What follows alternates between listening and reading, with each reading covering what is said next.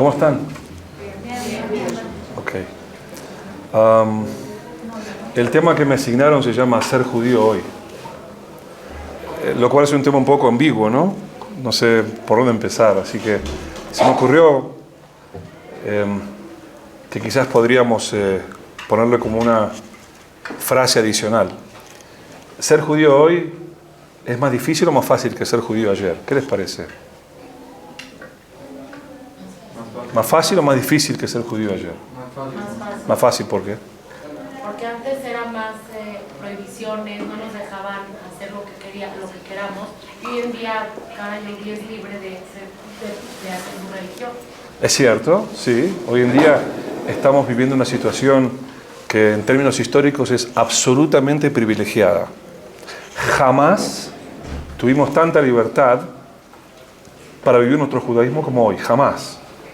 Sin embargo, de otro punto de vista, los niveles de asimilación, hablando, no conozco cuáles son en México, pero tomando como referencia a Estados Unidos, los niveles de asimilación son tremendos, son quizás los más grandes de la historia. ¿Por qué será eso? ¿Por qué será que cuando más fácil nos es ser judíos, más fácil nos es asimilarnos, verdad? ¿Qué pasa ahí? ¿Cuál es el fenómeno psicológico que regula esta situación? A propósito, estamos muy cerca de Hanukkah. Todos saben lo que es Hanukkah, ¿verdad? ¿Saben lo que es Hanukkah? ¿Qué celebramos en Hanukkah? Un milagro. ¿Qué milagro? Muchos. Ok, ¿cuál es el principal? Ok. Hay dos milagros en Hanukkah, como ustedes dijeron, ¿no? Hay un milagro llamado el milagro del Paj Hashemen. Es el milagro ¿cómo se dice? De la vasija de aceite que se encontró, que debía haber durado un día no más. ¿Y cuánto duró? 8 días. Gran milagro, ¿verdad? El segundo milagro fue que ganamos la guerra. ¿Tienen idea de las condiciones históricas en las cuales ganamos la guerra contra los griegos? ¿Éramos iguales a los griegos? Los griegos eran un imperio. Entonces, una superpotencia, el imperio griego. ¿Está bien? No solamente que era un imperio, sino que los griegos se educaban para la guerra. Hoy hablé sobre la diferencia entre los judíos y los griegos y justamente les expliqué que lo que estudiamos en el colegio o en la universidad sobre los griegos es un poco selectivo. Por ejemplo, uno piensa en la cultura griega que tanto le dio a la humanidad, y cuando uno piensa en la cultura griega, ¿en qué piensa? Por ejemplo, dígame cosas características de la cultura griega. ¿Qué heredamos de la cultura griega? Empiecen, por ejemplo. La belleza física, la estética. ¿Qué más? La filosofía. Yo lo diría como primero, la filosofía. Deportes, ¿sí? El físico-culturismo. ¿Ok? ¿Qué más? Las artes, la escultura. Pero el paquete incluía más cosas, que no las enseñan en la escuela. El paquete incluye, por ejemplo, el infanticidio. ¿Sabían? ¿Sabían que los griegos eran infanticidas? Quiere decir que si un niño o una niña nacían con ciertos defectos, los mataban. ¿Por qué los mataban? Porque no estaban capacitados para la guerra. ¿Ok? Por ejemplo, en Esparta era muy común. Los griegos, por ejemplo, practicaban también la pedofilia. No lo habrán aprendido en la escuela, ¿verdad? Los filósofos, Sócrates, Platón, Aristóteles, parte de la transmisión de la educación de los filósofos y sus discípulos pasaba por la pedofilia. Es algo muy conocido, lo pueden ver en Wikipedia, hoy está todo ahí, ¿no? O por ejemplo, ¿saben ustedes que cuando las personas eran mayores, más que de 60 o 70 años, cómo terminaban sus días en Esparta? ¿Alguien lo sabe? Los mandaban al bosque, los dejaban en el bosque para morir y alimentar a las fieras salvajes. O sea, eran comidos por las fieras salvajes. Todo eso era parte de la gran cultura griega. O sea, es un paquete. No es solamente, nos muestra solamente lo que brilla y no nos muestra lo demás. Imagínense nuestra lucha y nuestros valores, ¿no? Imagínense el pueblo judío luchando contra una cultura que acepta y tolera el infanticidio. Para nosotros la vida es como se dice, el valor supremo, ¿verdad? O imagínense con la pedofilia, ni hablar. ¿Cuál es una de las mitzvot más importantes de la Torá? Es el respeto a los padres. Imagínense, los griegos dejaban a sus padres morir, los llevaban a morir en los bosques, ¿no? Horrible. Entonces, lo que les quiero decir es que los griegos tenían como, digamos, el motivo principal de su cultura, la guerra. ¿Los judíos? ¿Qué tanto nos preparamos para la guerra? ¿Qué tanto hablamos de la guerra los judíos? ¿Qué tanto nos gusta la guerra? ¿Está en nuestra sangre como los espartanos? ¿Verdad que no? Es un mal necesario, que lo tenemos que hacer. IDF, el ejército de defensa de Israel. Es para defendernos sí, con, ¿cómo se dice? Con garras y uñas. ¿Ok? Pero no nos interesa atacar, nos interesa vivir en paz. No estamos rezando de que los enemigos mueran, ni queremos un yihad global, ni nada de eso. ¿Verdad? Somos muy, muy pacifistas. Demasiado, a mi entender. Entonces imagínense ustedes esta guerra entre los griegos y los judíos. No solamente estamos luchando contra un imperio, que son muchísimos más. ¿Saben a qué me hace acordar? Sí, es verdad. 7 millones de judíos contra ¿cuántos? ¿Cuántos musulmanes hay alrededor de Israel? Países que declaran que quieren destruir a Israel. Y no estoy hablando solamente de Irán. ¿Cuántos son? ¿Cuántos son los países que quieren ver a Israel destruido? ¿Cuántos son? ¿De cuánta población estamos hablando? Por lo menos de 1.000 millones de personas, ¿o no? Y 7 millones de personas viven ahí con 1.000 millones de personas a su alrededor, con países que quieren destruir, y todavía seguimos. Es un milagro, ¿no? Bueno, ahí también sucedió ese milagro, que éramos muy pocos y luchamos contra un imperio que era mucho más que nosotros, pero no solamente que tenía una superioridad numérica, eran giborim keneged halashim, eran también poderosos y guerreros contra personas que eran más bien tzadikim, personas que físicamente no eran los más fuertes. Quiero que entiendan la extensión y la magnitud de ese milagro. Porque impresionante. No fue solamente una batalla, fueron varias batallas. Algo también curioso que dice un rabbi llamado Eliezer Melamed, dice algo muy interesante que a lo mejor nos ayuda a aclarar esa paradoja, esa ironía que les presenté recién, de que justamente cuanto más libertad tenemos, más asimilación hay, ¿no? Él dice así, dice, ¿cuándo comenzó el dominio de los griegos sobre Israel? ¿Alguien sabe? ¿Cuándo comenzó? Quiero fechas o nombres. Más o menos. ¿Escucharon a Alejandro Magno? ¿Sí? Año 330 más o menos. Alejandro Magno, después de conquistar el imperio persa, también conquista, entre otras cosas, Israel. ¿Verdad? Y ahí comienza a expandirse la cultura helenista. Que una cultura que tenía muchas cosas muy bonitas. Muchas cosas que eran muy atractivas, como los deportes, o como dije antes, la belleza, la estética, la filosofía, que era muy atractiva para muchos judíos. ¿Y tuvieron éxito o no en su asimilación? Hanukkah más o menos, estamos hablando de los años 160, 170 antes de la era común. Durante ese siglo y pico, del año 330 hasta el año 170, ¿los judíos se asimilaron o no se asimilaron? ¿Qué les parece a ustedes? Se asimilaron muchísimo.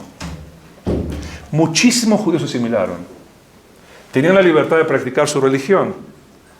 Y simplemente los helenistas trataban de venderle el producto helenista, que, dicho sea de paso, en todos los otros pueblos era completamente aceptado, porque ser helenista era ser moderno.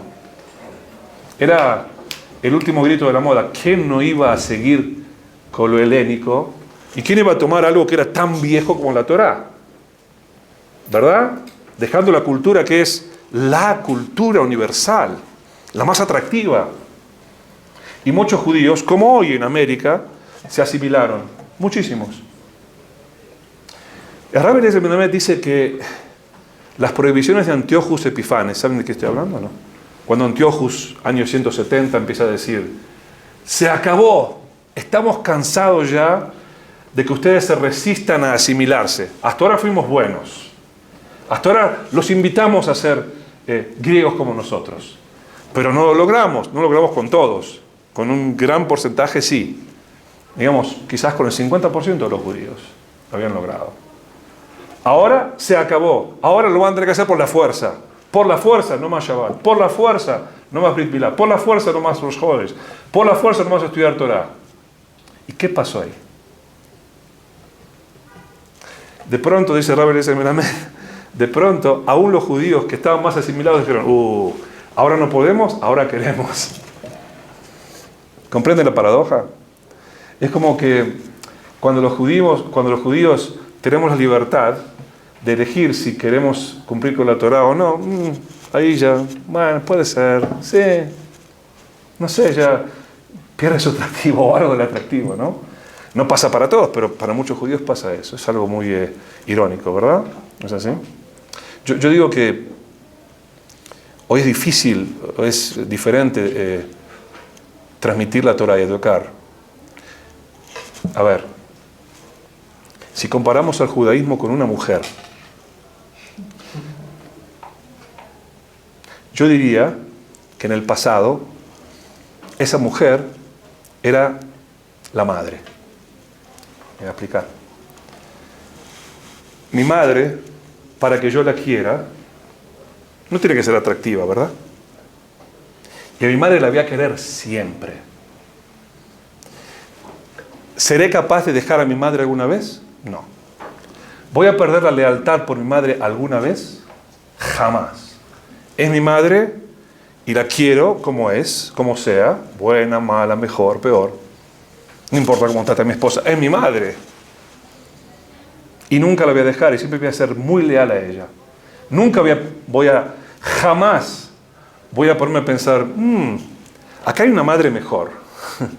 Voy a cambiar a mi madre por esa madre, por esa otra mamá. ¿Verdad que no? Ok. El judaísmo por siglos fue una mamá, fue una madre. Para sus abuelos, sus bisabuelos, fue una madre. La cual no tenía que ser atractiva y a la cual no había ningún cuestionamiento si la dejo, o la tomo, o sigo, o no sigo. Es mía, es mi mamá, soy yo, es mi Yahadut, es mi Torah. Hoy en día en muchos lugares es como que en vez de una madre es una novia. ¿Me comprenden? ¿Y qué pasa? ¿Qué diferencia hay entre la madre y la novia? O el novio. ¿Qué diferencia hay? La puedes cambiar. La puedo cambiar, es una opción de opción. La puedo cambiar. Sí tengo que sentirme atraído, ¿verdad?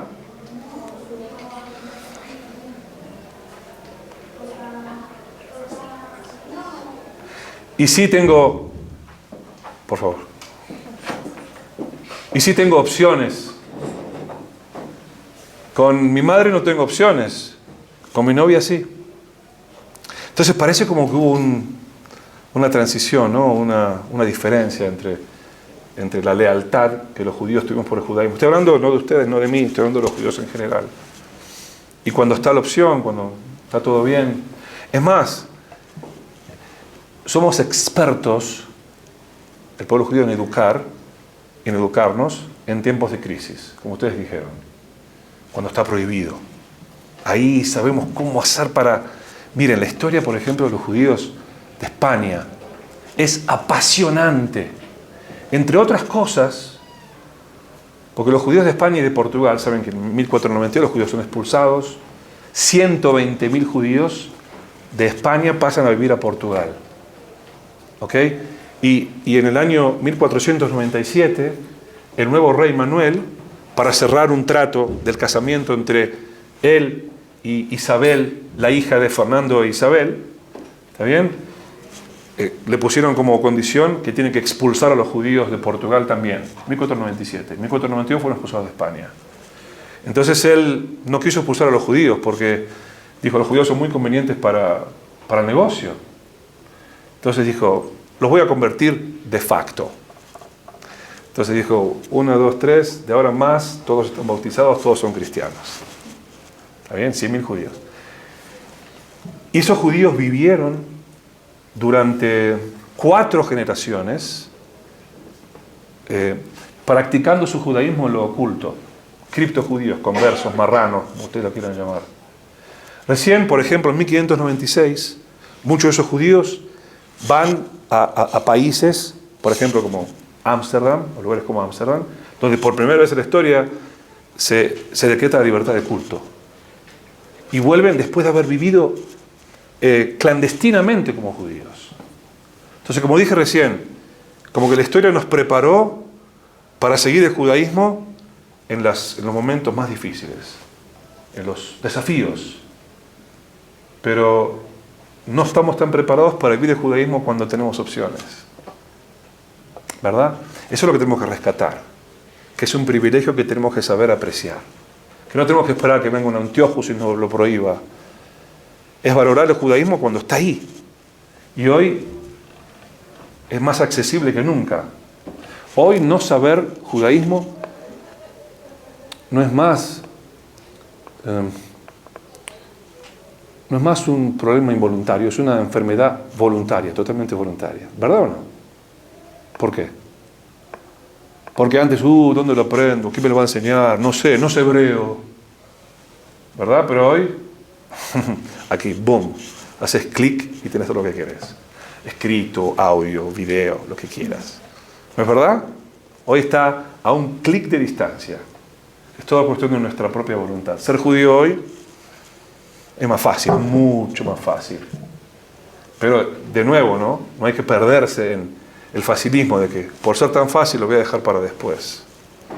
¿No? Volvamos a Hanukkah. En Hanukkah entonces hubieron ¿cuántos milagros? 2 milagros. El milagro militar y el milagro del aceite. ¿Cuál fue más importante? Los 2, ¿verdad? Ok, muy bien. Esa es una respuesta política y correcta. Ahora díganme, ¿cuál fue más importante de los 2 y por qué? Ok, yo se lo voy a decir. ¿Qué hubiera pasado si el aceite hubiera durado solo un día? ¿Qué hubiera pasado? ¿Qué hubiera pasado? No se cumple la mitzvah. Ok, no se cumple la mitzvah. No, porque no quisimos, intentamos. Y se hubiera postergado la dedicación del Bet HaMikdash otros 7 días más. ¿Hubiera pasado algo a largo plazo? ¿Consecuencias a largo plazo? ¿Alguna? Un poquito de insatisfacción, pero nada más, ¿verdad? Muy bien. ¿Qué hubiera pasado si el segundo milagro no hubiera ocurrido? ¿Qué hubiera pasado si naturalmente, como era de esperar, pues ocurrieron milagros tras milagros? Por ejemplo, que Antíochus Epifanes haya decidido venir en el año 166 a la batalla final. La batalla final. Dice, yo la quiero encabezar la batalla final. Y él vino, personalmente, el rey casi nunca peleaba. ¿Está bien? Pero esta batalla no se le quería perder. La batalla final era la batalla por Jerusalén. Ahí era una batalla que tenían que ganar. Eran, digamos, yo qué sé, 100.000 soldados contra 5.000 judíos. Algo por el estilo. Todos ahí atrincherados detrás de las murallas que no eran tan fuertes como hoy. ¿Ok? Y entonces llega él, encabezando para llevarse el triunfo, y un día antes, esta es historia, lo pueden ver, un día antes le dicen que en Anatolia se están sublevando, los patros se están sublevando contra su reinado. Entonces dice, ok, tengo que ir para allá, voy a ir, pero espérenme, porque yo no quiero perderme la destrucción de Jerusalén, no me la quiero perder. Va para allá y cae, muere en la batalla. Entonces así, milagro tras milagro. ¿Okay? Se ve, por supuesto que está la audacia, el coraje, el valor del soldado judío, que vemos hoy en día también en la IDF, lo vemos. Está bien, pero no se puede negar que hay una mano divina detrás de todo eso. Entonces pregunto otra vez, ¿qué milagro fue superior? En el sentido siguiente, que si no hubiéramos ganado la guerra, pocos contra muchos, ¿qué hubiera pasado? ¿Alguna consecuencia a largo plazo? Obvio, no estaríamos aquí. Era la solución final. Era la solución final del pueblo judío. Se acabó. Entonces ahora pregunto otra vez, ¿qué milagro fue más importante? ¿El de las velitas o el del triunfo militar? Triunfo militar. Oh, ok, muy bien. Entonces, ¿por qué no lo celebramos? ¿Por qué celebramos el de las velitas y no celebramos el triunfo militar? Yo creo que los dos, porque el que haya estado el aceite y haya sobrevivido también te reafirma el milagro, o sea, el pasado. No sé cuál, la verdad no sé cuál. Está bien, pero quizás tendremos que hacer algo distinto, un role play. Por ejemplo, tendríamos que tener a todos nuestros jóvenes disfrazados de Macabim. ¿Está bien? Y traer a nuestros vecinos y que estén disfrazados de griegos y hacer una teatralización de la guerra. Y es, ¡oh! Hashem es el que lo ve Koach, lo ve Hail, Kim Berujía Marashem. Ya tenemos una obra teatral perfecta. Y celebrar así Hanukkah con un desfile militar. ¿Por qué no? ¿Por qué no? Les voy a explicar por qué no. Pero primero les quiero hacer una pregunta.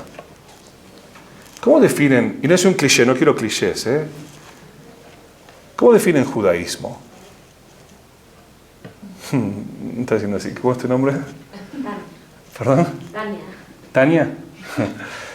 Es muy... está muy bien.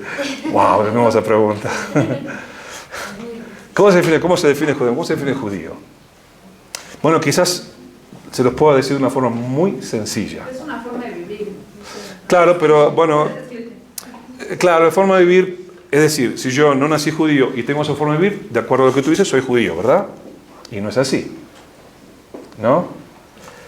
Podríamos estar acá horas hablando si es una religión. Yo no creo que sea una religión. No existe la palabra religión en hebreo. No existe. La palabra dat es una palabra persa. Una identidad. Una identidad. Entonces, yo me identifico con los judíos, soy judío. ¿Qué decías, perdón? Con Dios. Si me conecto con Dios y no nací judío, soy judío. Quiero algo que pueda abarcar todas las posibilidades. No es una religión.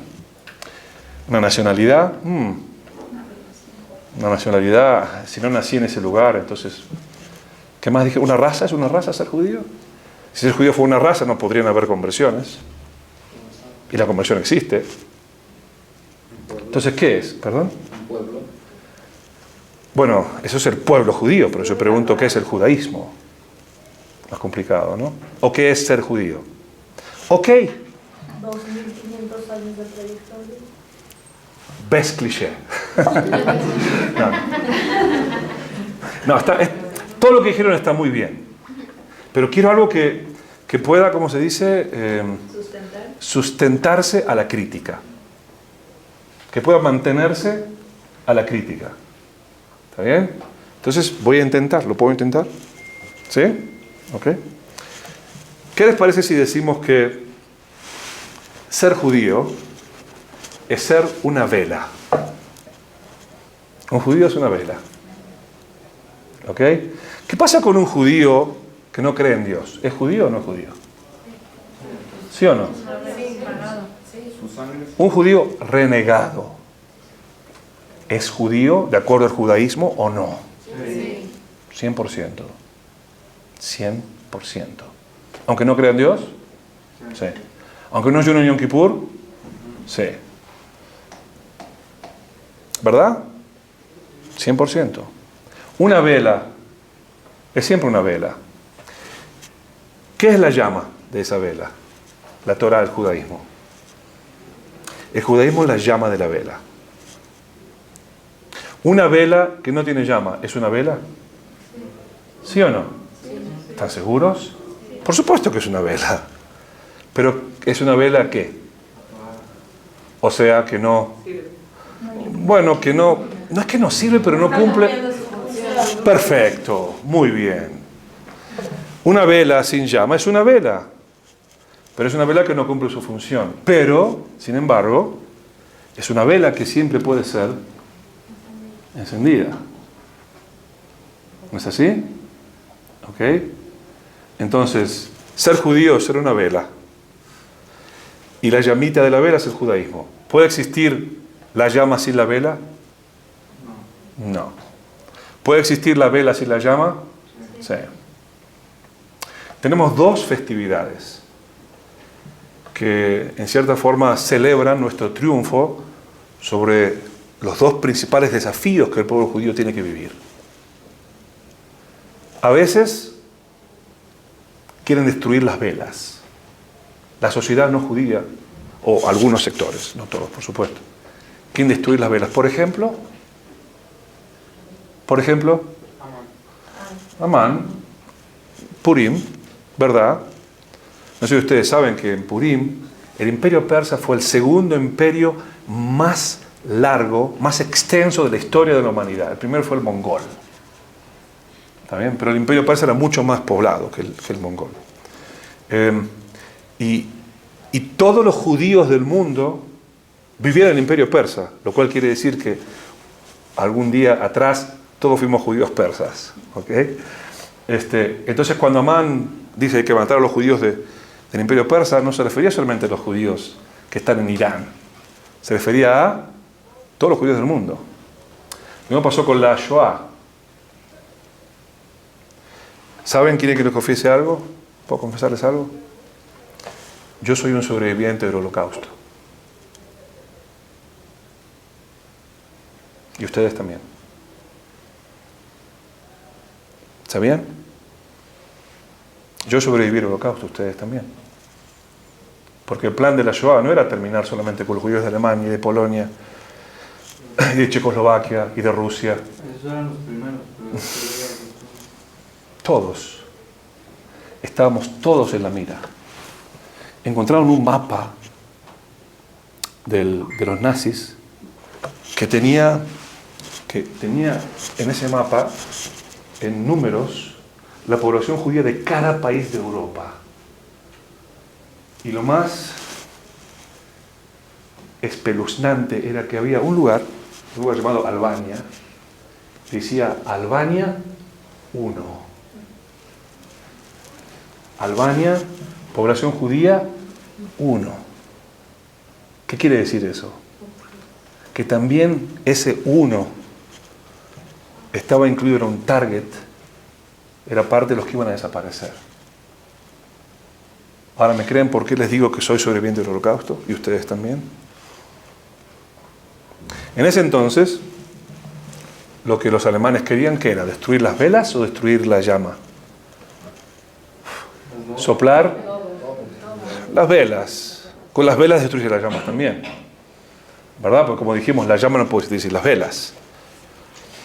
¿Y cómo sabemos? Porque si yo le digo a un SS, le digo, pero yo no soy Shomer Shabbat. No. No, sí, nací judío, pero no, nada que ver. No creo, no, nada. Igual me mandaban a campo de concentración. Es una cuestión étnica, no una cuestión religiosa. Eso se llama antisemitismo. Antisemitismo no distingue entre religioso, no religioso. Ellos saben muy bien lo que significa ser judío. Quizás es, cuando uno quiere saber quién es judío, bueno, vamos a definirlo por el antisemita. Todo aquel que para el antisemita sea judío es judío. Es una muy buena forma de definirlo, lamentablemente. Y tenemos otra fiesta, tenemos Purim, en la cual celebramos nuestro triunfo sobre el antisemitismo. Hemos sobrevivido al antisemitismo más de una vez. En otras palabras, hemos sobrevivido a la solución final varias veces. ¿Ok? En Hanukkah no querían atentar contra las velas. Solo querían soplar la llamita. Solo que querían soplar la llama, nada más. Las velas que sigan así intactas. Les cambiamos la llama por otra cosa. Por algo más dorado, algo más tangible, algo más griego. ¿Ok? Pero las velas las queremos. Y los judíos nos resistimos. Y los judíos luchamos. Y fue, ¿saben qué? Fue la primera vez que un pueblo luchó y se sacrificó, no para guardar sus vidas, sino para guardar sus convicciones. La primera vez. Algo insólito hasta ese entonces. Cuando un pueblo se defendía y estaba dispuesto a ir, a salir y a guerrar, ¿era para qué? Para salvar sus vidas. Hay una razón de esto, es un poquito largo, pero me permiten un pequeño paréntesis, les quiero explicar por qué. Es muy... hay algo que nos protegió muchísimo que se llama monoteísmo. Estamos acostumbrados a escuchar monoteísmo en oposición a politeísmo. Okay. Lo que estamos menos acostumbrados a escuchar es monoteísmo en oposición a sincretismo. ¿Alguien sabe lo que es el sincretismo? Es muy importante, se los voy a explicar. Sincretismo quiere decir cuando uno practica, adora, las religiones que practican, pero juntas, simultáneas. Cuando yo practico dos religiones simultáneamente, cuando yo tengo mis velas de Navidad, mis velas de Hanukkah y el arbolito de Navidad. Las dos juntas, eso es sincretismo. El sincretismo era absolutamente común en todos los pueblos de la antigüedad. Completamente común. Me explico. Vienen los griegos con sus dioses y conquistan el imperio persa. ¿Ok? Entonces digamos que los griegos tenían 50 dioses y los persas tenían 30 dioses. Entonces, ¿qué va a pasar en Persia ahora? ¿Vamos a eliminar a todos los ídolos, a todos los dioses persas? No. De ninguna manera, ahora tenemos 80 dioses. O a lo mejor hay algunos que son, ¿cómo se dice? De overlap. ¿Cómo se dice? Que se superponen. Ok, esos los vamos a sacar. Entonces tendremos 60 dioses. Y todo el mundo está contento. Y los griegos adoptaban dioses de los persas. Y los persas de los griegos. Y los sumerios de los acadios. Y los babilonios de los asirios. Y nadie tiene ningún problema. Porque la verdad es open-minded. ¿Cómo se dice? Hay que tener la cabeza abierta, ¿no? ¿Y por qué? Porque yo no voy a querer también servir, también, no a expensa de sacrificar a mis dioses, también servir a otros dioses. ¿Por qué no? ¿Qué diferencia entre 10 y 12 dioses, la verdad? 2 dioses cool de los griegos, ¿por qué no?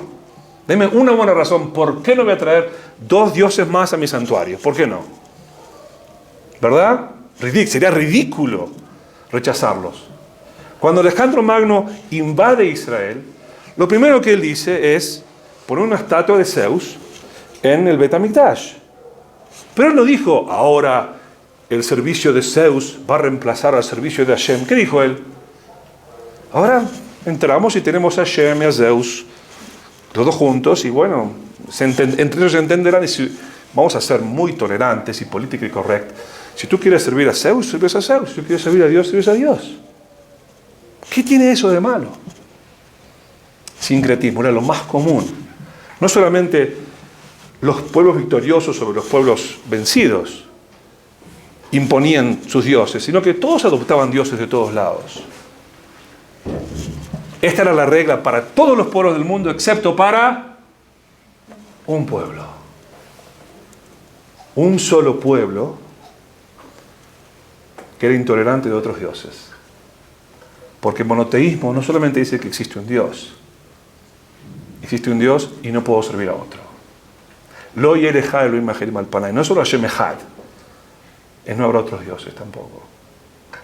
No es solamente, yo creo en un Dios, no son 2, es uno. Ah, pero tú tienes tus dioses que también son verdad. ¿Me entienden? Entonces, el conflicto con el pueblo judío tenía que ver también porque los judíos éramos diferentes a todos los demás pueblos del mundo.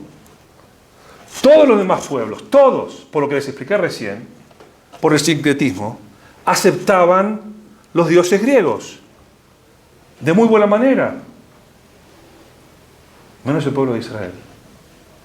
Dicho sea de paso, ¿entienden ustedes que de aquí también nacen los primeros principios del antisemitismo? Oh, los judíos son intolerantes. ¿Make sense? Los judíos son intolerantes, no aceptan otros dioses. Pero sepan bien que gracias a que practicamos el antisemitismo, gracias a que practicamos el monoteísmo, estamos acá hoy.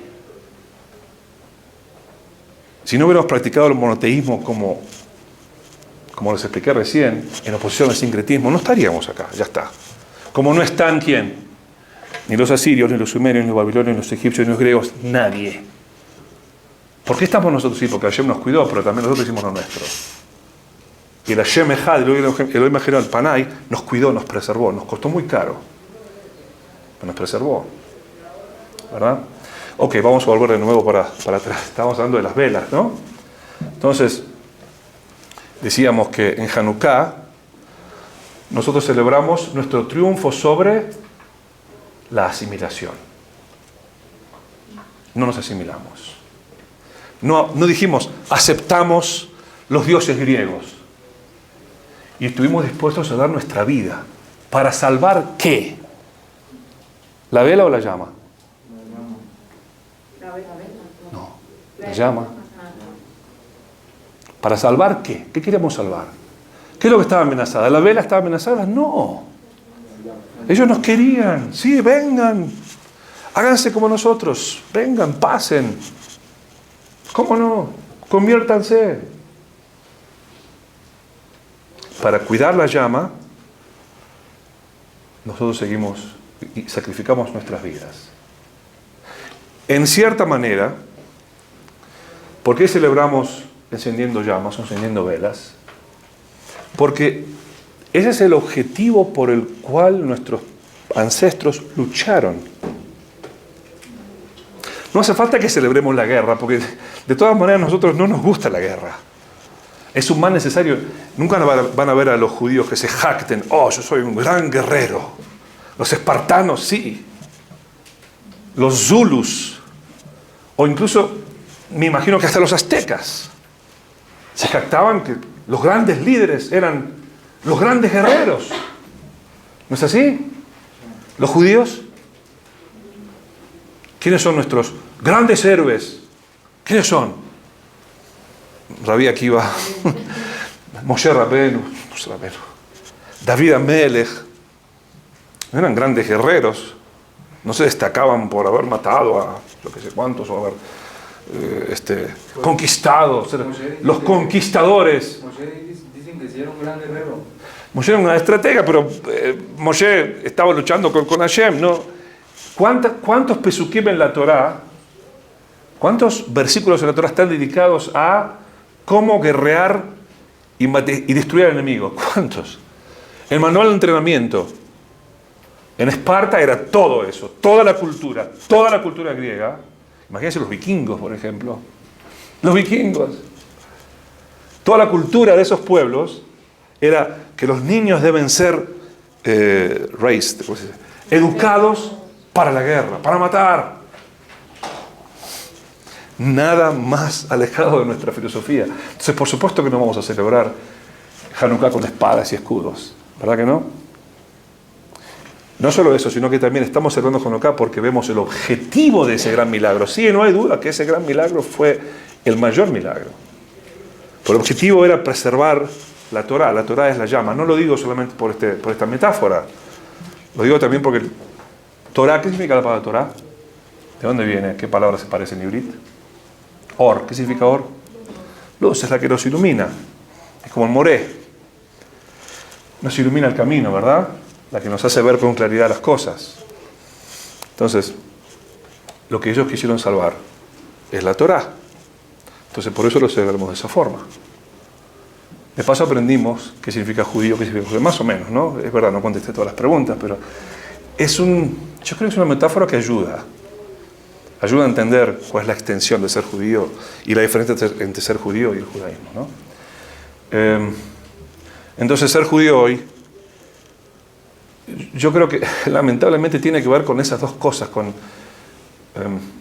enfrentarnos con el antisemitismo y con la asimilación, con los dos. No es nada nuevo, pero lamentablemente no han acabado sus desafíos. Quizás estos dos desafíos sean diferentes en dos diferentes regiones geográficas del mundo, ¿verdad? ¿Les parece?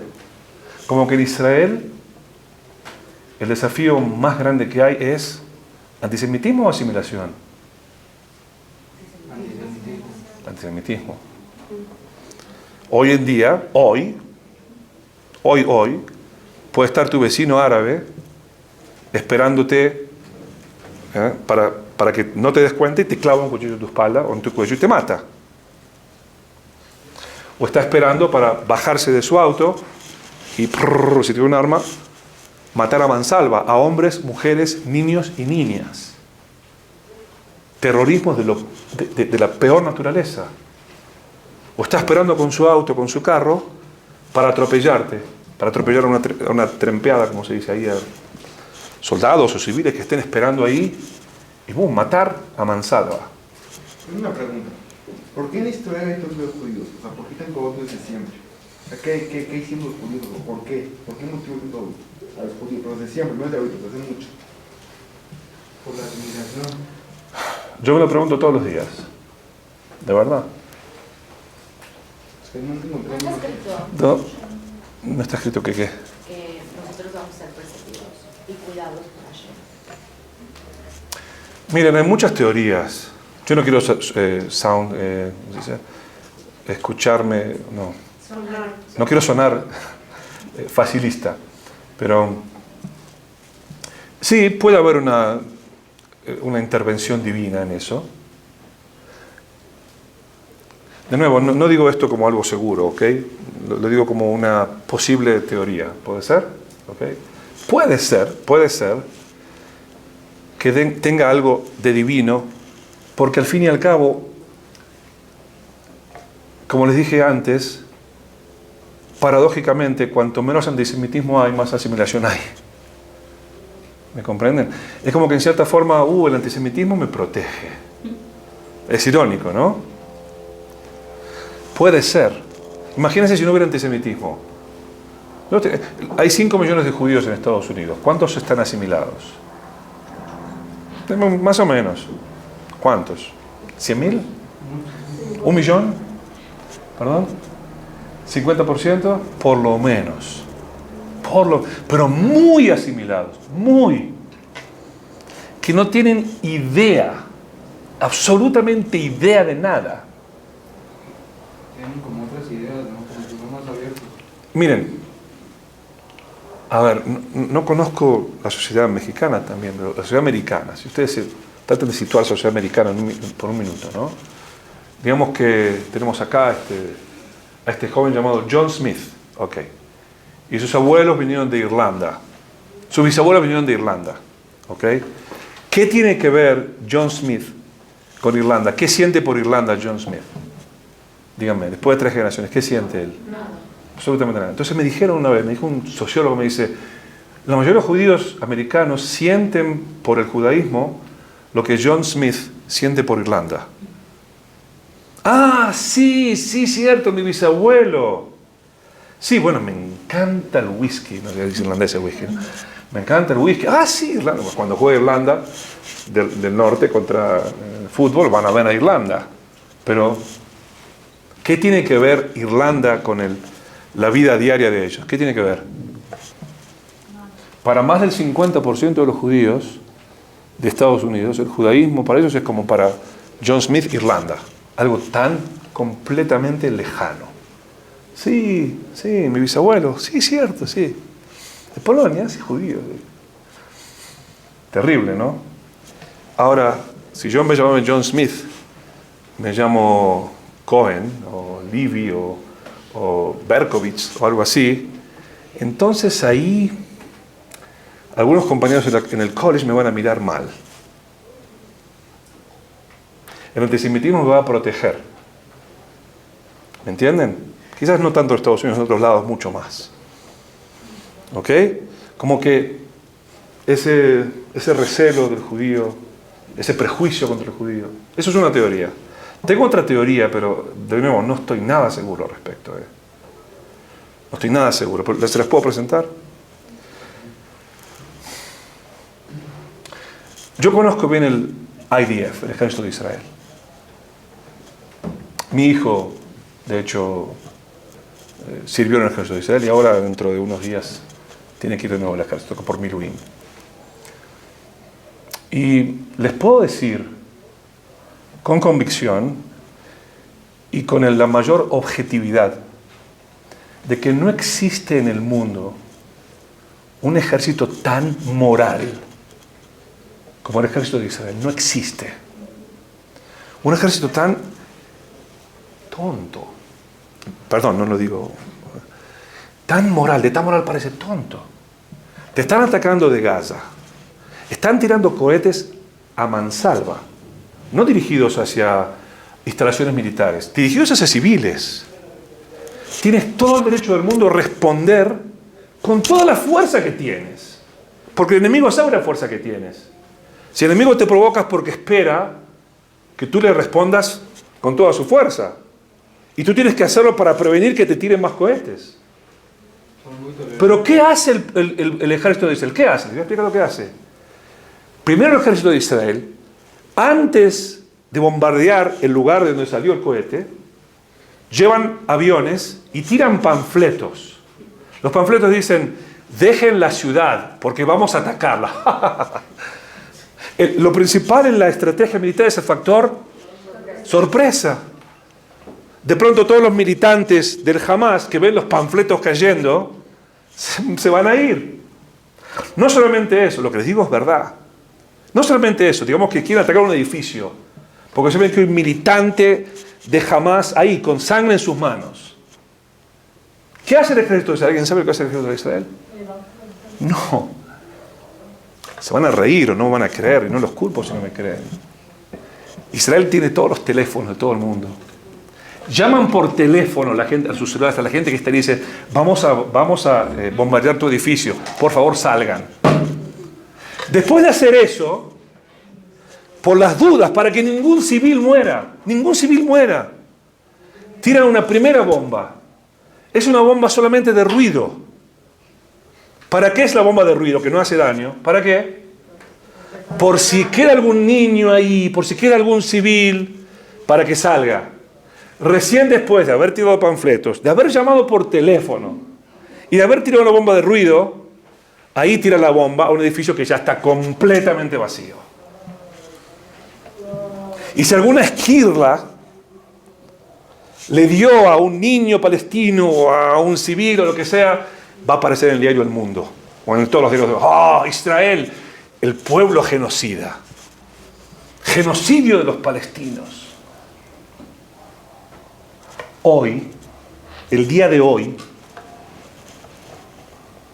Rusia está atacando la ciudad de Raqqa. Seguramente ustedes no sé si ustedes leen información israelí.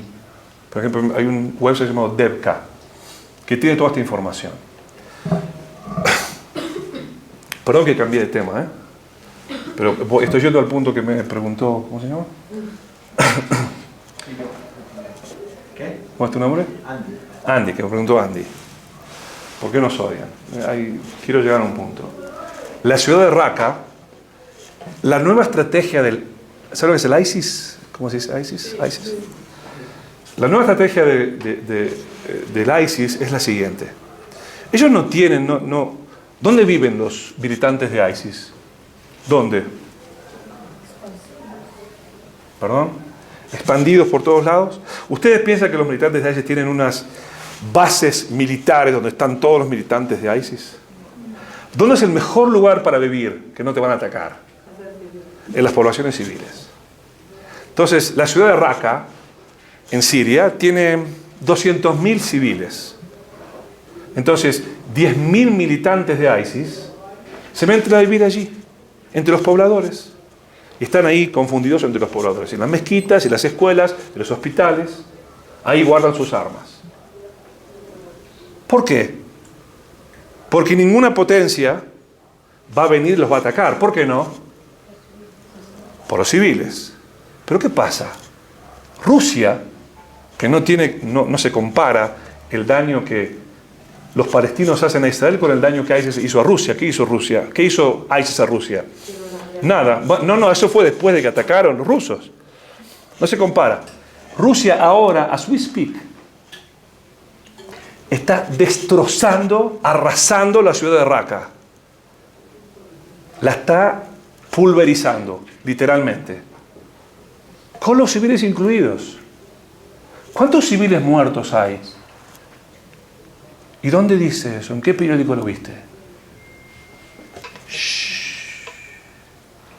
Nadie dice una palabra. De pronto los muertos en Raqqa son menos importantes que los muertos en Gaza.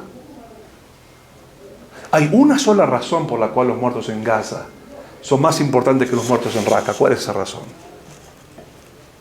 Yo otro día di una derashá sobre esto. Y pregunté a mi comunidad. Y por supuesto que como judío, como ser humano, lamento la muerte de cualquier inocente, ¿ok? Que eso quede claro. Pero estoy hablando de la media. ¿Cómo se dice media? De medios de prensa. ¿Cuáles son los muertos favoritos de los medios de prensa? ¿Cuáles son? Uno puede decir los palestinos. Les voy a decir por qué. Pues yo traje un artículo hace 2 o 3 semanas. Un artículo que fue cuando empezaron los ataques a cuchilladas. Y en defensa propia de los israelíes mataron como 6 palestinos. Traje un artículo en un diario europeo donde decía los nombres, los apellidos y las edades de esos 6 palestinos. 6 palestinos matados por Israel, así. Yo sé que ustedes me van a creer porque es cosa lamentablemente diaria. Es increíble, pero es así. 6 palestinos matados por Israel. Ni siquiera dijeron que los palestinos atacaron primero, que Israel se están defendiendo. 6 palestinos, pero no solo eso, con nombre, apellido y edad. ¿Por qué nombre, apellido y edad? ¿Por qué tanta personalización? ¿Por qué tanta victimización de estas personas que, como para hacerlo más dramático todavía? ¿Por qué? Y yo les dije a mi Keilah, les dije, hacía como 4 días, había ocurrido un ataque norteamericano en Afganistán, no sé si se acuerdan, y atacaron por error a un hospital. ¿Escucharon de eso? Y hay un hospital que había se llama Doctores Sin Fronteras o Médicos Sin Fronteras, ¿no? Y murieron 17 doctores, 17 médicos. Entonces yo hice un Google search de 10 minutos y no pude encontrar los nombres ni las edades de los Médicos Sin Fronteras. Les digo, porque son más importantes los 6 palestinos muertos para la media que los Doctores Sin Fronteras. ¿Por qué no tenemos nada? Ningún dato de ellos. No son humanos, esos son números, 17 muertos. Acá son 6 con nombres, apellidos y edades. Muy personal. Entonces les dije, ¿cuáles son los muertos favoritos de la prensa? Me dije, los palestinos. Le dije, no. Están equivocados, no. Le dije, miren, en la guerra civil de Siria, en Líbano y en Siria, hay campos de refugiados de palestinos, los más grandes están ahí. Como por ejemplo el campo de Yarmouk, que tiene como entre 25.000 y 30.000 palestinos. Y son sunis. Y los shiites atacan y matan a palestinos. Pero esos palestinos, pobrecitos, no tienen nombre, ni apellido, ni edad. No salen en la prensa. Nadie les saca fotos, ni se interesa por los nombres de ellos, ni por las edades. ¿Y por qué? ¿Son menos palestinos que los que viven en Israel? Dígame por qué. Por lo que tú dijiste. ¿Cuáles son los muertos favoritos del mundo? ¿Cuáles son? Y dígame si estoy exagerando un ápice siquiera. ¿Cuáles son? Matados por Israel. Pero lo que acabo de decir, que no existe un ejército más cuidadoso, más humano que Israel. Podríamos haber terminado con todos los cohetes que venían de Gaza en 3 minutos, menos. ¿Israel tiene las armas para terminar y arrasar con todo Gaza? ¿Sí o no? ¿Y lo hicieron? ¿Por qué no lo hicieron? Miren todo lo que perdieron. ¿Saben lo que tienen que hacer? Mi hijo lo que tiene que hacer. Mi hijo tuvo que entrar en Gaza. ¿Me entendieron? Tuvo que entrar a arriesgar su vida para que ningún palestino civil muera. Murieron 70 soldados para eso. Esta es mi teoría.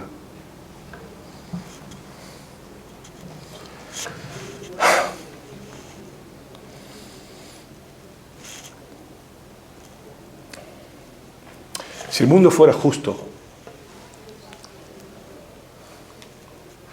nos tendría que adorar. Tendría que decir, wow. Me saco el sombrero. Wow. No existe un ejército como el ejército de Israel.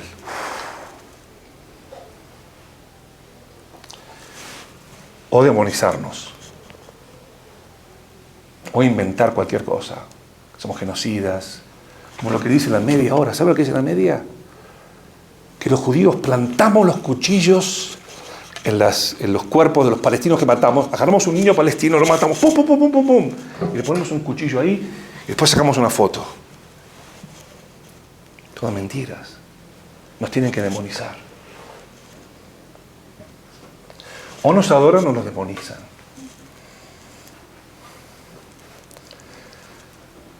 Y pienso que la mayoría de la gente opta por demonizarnos. Esa es una teoría del antisemitismo. Personal. No sé si será verdad o no, no tengo idea.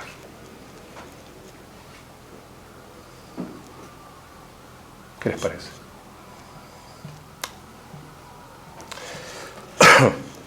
Ok. Yo creo que tengo que terminar, ¿no? Ya. 8:10, 8:15. ¿Tiene alguna pregunta? ¿No? ¿Ok? Yo. Sí.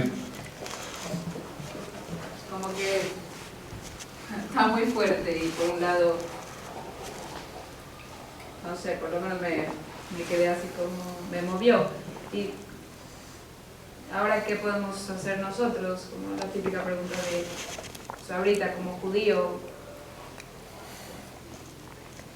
¿qué puede hacer cada uno de nosotros para...? Creo que muy poco para cambiar la opinión mundial. Muy poco. Yo no conozco el método, pero sí lo que podemos hacer y que tenemos que hacer es cambiar nuestra propia opinión. Yo eso me pongo a pensar. Si yo fuera un judío americano asimilado, de esos que, como vieron que para mí el judaísmo es como Irlanda, para John Smith, 3 generaciones para atrás, ¿no? Estoy en college, estoy en la universidad. No tengo la más mínima relación con los judíos. ¿Ok? Y de pronto leo en el diario que Israel atacó a los palestinos y que 6 palestinos con nombres y apellidos mueren, y bla, bla, bla, pueblo genocida.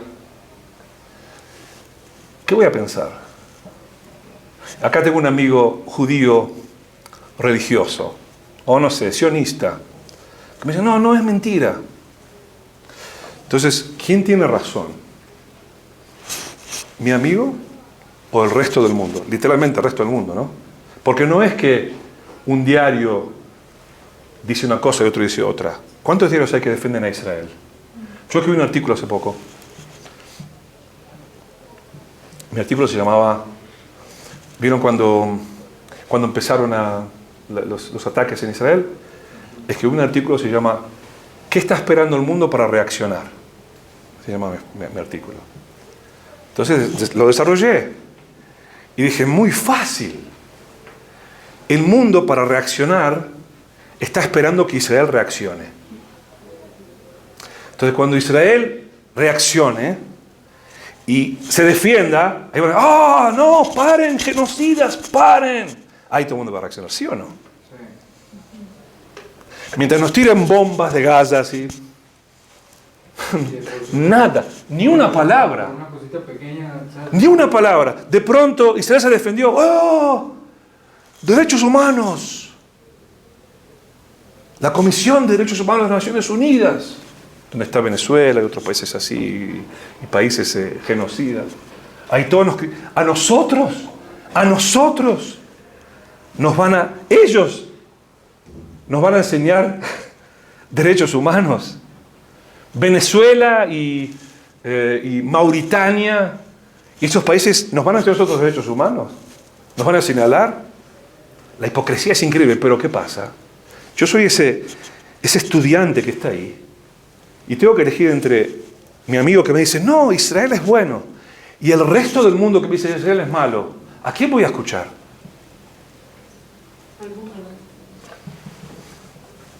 Sí, no puede ser. La razón por la cual yo quiero quedarme amigo es porque yo soy judío también, pero tengo que ser objetivo. Si el resto del mundo dice que Israel es malo, Israel tiene que ser malo. Entonces lo que a mí más me preocupa no es cómo cambiar la opinión de la prensa mundial. No sé si está a nuestro alcance, realmente, no sé. Lo que más me preocupa es la opinión nuestra. Bueno, ustedes están acá, estudian Torah, pero ¿cuántos judíos hay que no saben nada? Y que están quizás al alcance de ustedes, ¿verdad? Entonces, ustedes tienen la responsabilidad de transmitir lo que saben. Creo que eso sería un pequeño, gran cambio. Escribir editoriales, etcétera, todo eso puede ayudar, pero la verdad tengo muy poca esperanza de que ayude, de que cambie. Pero si nosotros nos fortalecemos, si nosotros sabemos la verdad, es un muy buen comienzo. Pero como supuestamente cuando acabó la Shoah, hubo más países que votaron que los judíos fuesen Israel, entonces no hay tanto odio. O sea, hubo más que sí y menos que no. También lo compraron. No. El tema es demasiado largo, pero te voy a decir con qué tiene que ver. Voy a terminar con esto, ¿ok? Porque la verdad que yo no quiero hablar de política, aunque tiene que ver con el antisemitismo también, pero te voy a decir en una pequeña cápsula, ¿ok? Me dijo 8:15, así que me quedan que 3 minutos. Una cápsula de 3 minutos. Las Naciones Unidas cambiaron, Andy, ¿verdad? Las Naciones Unidas cambiaron. Eso es todo lo que tienen que saber. Las Naciones Unidas cambiaron. Las Naciones Unidas es el organismo internacional más corrupto que existe en el mundo. Les voy a explicar por qué. Les voy a explicar por qué. En Estados Unidos existe la Constitución, que todo va por la mayoría. Pero también existe una ley, que no me viene a la cabeza, que es la ley que protege a las minorías. Imagínense ustedes que la mayoría de los americanos, el 80%, decide, por ejemplo, que el 20% de la población, los americanos de raza negra, deben ser desalojados de aquí. Es algo constitucional porque la mayoría lo dice, ¿no? ¿Qué protege a esa minoría? ¿Qué lo protege? Lo protege los derechos de las minorías. Las minorías tienen derechos. ¿Está bien? En las Naciones Unidas no existe el derecho de la minoría. Existe solo la mayoría. Entonces, la mayoría de los países, hay 198 países en el mundo, de los cuales como 54 son países árabes, musulmanes. Después están los bloques de África, tenemos otros 50 países más por lo menos. Tenemos el bloque sudamericano, que votan en bloque, no votan México solo. Entonces, por razones económicas, sociales, lo que sea. Después tenemos Asia, Surasia, digamos, ¿no? Que también votan. Entonces, todos esos bloques, con excepción de América, Estados Unidos y Canadá, todos esos bloques de los países no alineados son una gran mayoría. Entonces, Israel es permanentemente, ¿cómo se dice? Single out. Señalado, pero únicamente Israel es señalado. En el año 2012, en las Naciones Unidas, hubieron 22 proclamaciones contra Israel y solo 4 contra el resto del mundo. ¿En qué cabeza cabe eso? Eso es una demonización sistemática de Israel. Israel es el nuevo judío. Entonces lo que cambió fueron las Naciones Unidas, que en ese entonces no habían países no alineados. ¡Jamás! Israel podría haber sido votado para existir en las condiciones de nuestro presente tiempo. Imposible. ¿Entienden? Una cosa más voy a decir, miren, increíble. ¿Cuántos refugiados hay en el mundo? Más o menos. Para que ustedes vean el doble estándar que hay contra los judíos, contra Israel. Denme un número, ¿cuántos refugiados hay en el mundo habrá? No solamente refugiados sirios, refugiados de Tibet y de Sri Lanka. Bueno, les digo, 300, 400 millones de refugiados. De África, la mayoría son de África. Desplazamiento de poblaciones. ¿Perdón? No, sí, hay cientos de millones de refugiados. Sí, fíjense, refugiados. Yo preparé una clase sobre esto. 300, 400 millones de refugiados en el mundo entero. ¿Cuántas agencias hay para refugiados? 2. Hay 2 agencias para refugiados. Lo que les digo es verdad. Y no me lo crean, mírenlo. 2 agencias. Hay una agencia para todos los refugiados del mundo y hay una agencia para los refugiados palestinos.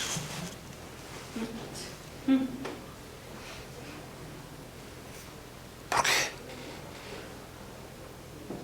Es más, ¿Qué tiene malo? No entendí. ¿Cuál es el problema? ¿por qué no están los refugiados palestinos con todos los demás? Pero ahora vas a entender por qué.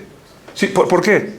¿Por qué los palestinos tienen ese derecho, simplemente porque los palestinos tienen enemigo perfecto. Si Israel luchara contra los tibetanos tendrían un organismo internacional solo para ellos. Les voy a explicar mejor, con más objetividad. Por ejemplo, hay leyes diferentes para refugiados de todo el mundo y para refugiados palestinos. ¿Quieren que les diga una? La más increíble. Y no lo van a creer, no los culpo si no lo creen. La ley internacional dice que tu condición de refugiado termina cuando te mueres. Tus hijos, por ejemplo, tú estás en Francia y eres de Congo. Entonces eres refugiado de Congo. Muy bien, tienes derechos, te dan cosas, te dan relief. Pero no se transmite tu condición de refugiado a tu hijo, aunque tu hijo nació en Francia. Eso es para todos los refugiados, menos para los refugiados palestinos. ¿Lo pueden creer? Si tengo razón, ¿entienden lo que quiero decir? Si tengo razón. Porque los refugiados palestinos es la destrucción de Israel. Queremos que vengan todos los refugiados palestinos. Ah, claro, sí. Entonces ya el Estado judío desaparece. ¿Cómo lo pueden entender? Nada más recuerden. Tenemos razón. Aunque el resto del mundo diga lo contrario. Eso es ser judío hoy. Chao. Muchas gracias.